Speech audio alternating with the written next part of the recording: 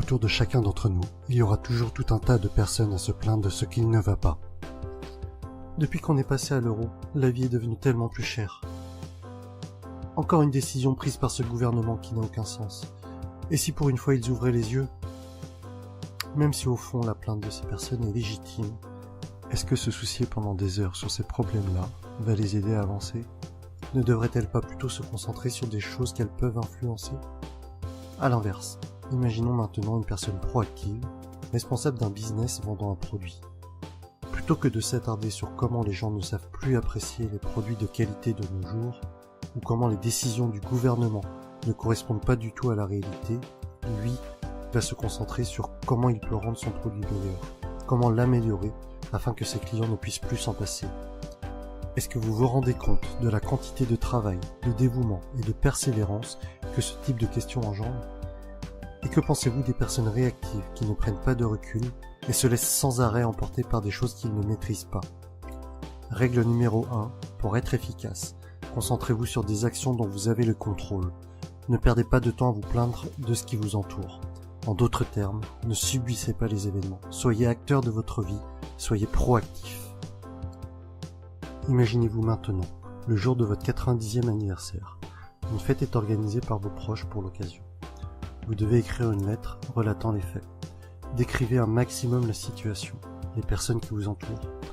Que souhaiteriez-vous que l'on dise de vous? Voulez-vous que l'on vous considère comme ayant été un bon mari, une bonne épouse?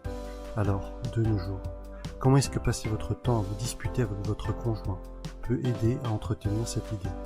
Ne devriez-vous pas faire le maximum pour entretenir la flamme avec votre moitié? Voulez-vous que l'on se souvienne de vous comme étant quelqu'un ayant apporté de la valeur à la société? Si c'est le cas, alors faites-vous les choses nécessaires pour qu'on dise cela de vous?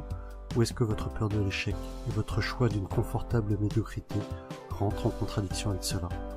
Chacun d'entre nous devrait partir de la fin, définir ses propres objectifs principaux et tout faire pour y parvenir. Habitude numéro 2, pour ne pas perdre de vue vos valeurs, avancez avec la fin en tête. Bon, admettons que je vous demande, quelles sont les choses les plus importantes pour vous? Les réponses que je vais avoir le plus souvent vont être mon bien-être, ma santé, ma famille, mes amis. En revanche, jamais personne ne me dira regarder la télé ou jouer à la console. Mais en réalité, combien d'entre nous passent plus de temps devant la télé qu'à faire du sport, à cuisiner sainement ou à entretenir de relations durables avec ses proches? Je ne dis pas que se divertir est malsain, mais tout est question d'équilibre. Et malheureusement, je constate qu'il y a souvent une réelle divergence entre ce que les gens répondraient et le temps qu'ils y consacrent. Habitude numéro 3. Commencez par le commencement. Gérez les priorités. Imaginez maintenant que vous soyez un auteur, tout comme moi. Nous avons tous les deux du succès et chacun d'entre nous avons environ un public de 100 000 personnes. Je lis un de vos ouvrages et je l'apprécie. Je décide d'en faire part à ma communauté, ce qui va déclencher 1000 nouvelles ventes de votre livre. Vous vous rendez compte de cela et vous vous demandez qui je suis. Vous vous intéressez un peu à ce que je fais. Vous constatez que j'ai aussi des choses intéressantes dans ce que j'écris. Vous partagez ces idées à votre communauté et cela provoque également 1000 ventes de mon propre livre. Notez la différence entre ce qui vient de se passer et une autre situation dans laquelle j'aurais décidé d'ouvrir un compte fictif sur Amazon par exemple, pour vous laisser un mauvais commentaire dans la seule optique de critiquer votre travail, sans même avoir pris le temps de vous lire, juste dans le but de vous priver de quelques clients potentiellement à mon profit. Habitude numéro 4, pensez gagnant-gagnant. Ayez en tête qu'une situation n'a pas forcément besoin d'un perdant pour que vous vous en sortiez vainqueur. Une chose que je souhaiterais serait que toutes les personnes qui regardent au moins une de mes vidéos s'abonnent à ma chaîne YouTube. Mais vous ne m'entendrez jamais dire « Écoutez, j'ai passé un temps fou pour faire cette animation, alors abonnez-vous ».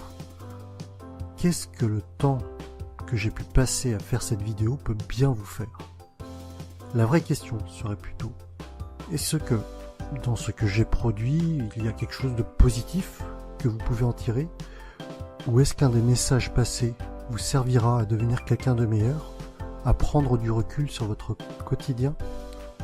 Habitude numéro 5. Cherchez d'abord à comprendre l'autre, ensuite à être compris. Pour expliquer l'habitude numéro 6, imaginez une scène avec 2 personnes devant un pommier avec 5 fruits. Il est évident qu'aucun des deux n'est assez grand pour atteindre ne serait-ce qu'une seule pomme. En revanche, avec un peu d'entraide, l'un faisant la courte échelle à l'autre par exemple, il pourrait cueillir les 5 pommes sans difficulté.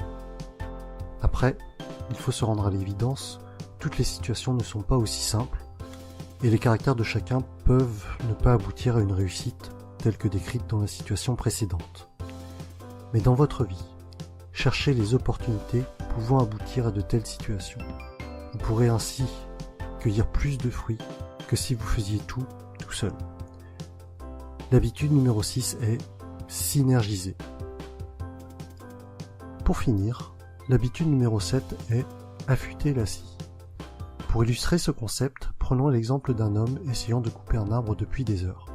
Au bout d'un certain temps, un voisin n'en peut plus et lui suggère « Vous savez, si vous affûtiez votre scie, vous pourriez abattre cet arbre bien plus rapidement. » Ce à quoi l'homme répond « Mais affûter ma scie, ça va me prendre un temps fou. » Ok, la situation peut paraître absurde comme ça et on pourrait en rire.